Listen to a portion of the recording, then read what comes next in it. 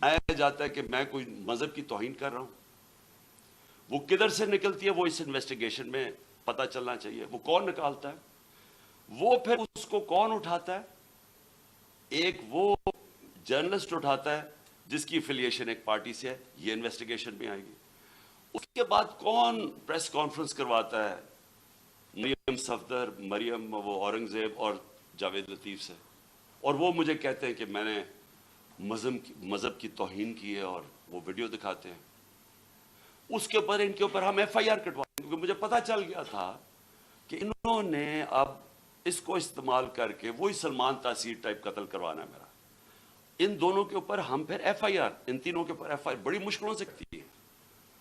اس کے بعد میں پبلک میں جا کے جلسوں میں اور انٹرویوز میں بتاتا ہوں کہ ان کی سازش کیا ہے.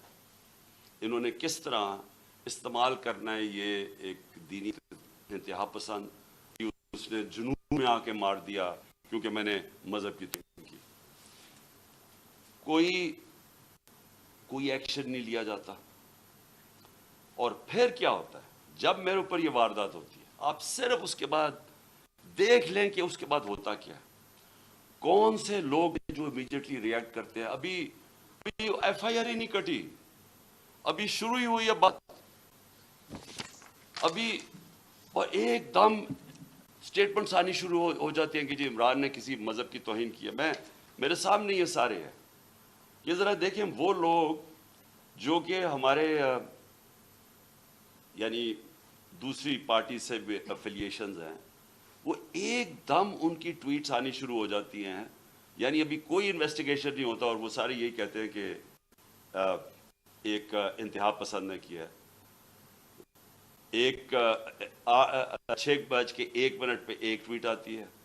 وہ جس نے سب سے پہلے میرے اوپر یہ ساری کیمپین شروع کرتا ہے مذہب کی توہین، وقار ستی، وہ 6:02 پہ اس کی مرتضیٰ سرنگی کی 2 منٹ پہ ٹویٹ آتی ہے. حامد میر کی 6:03 پہ آتی ہے.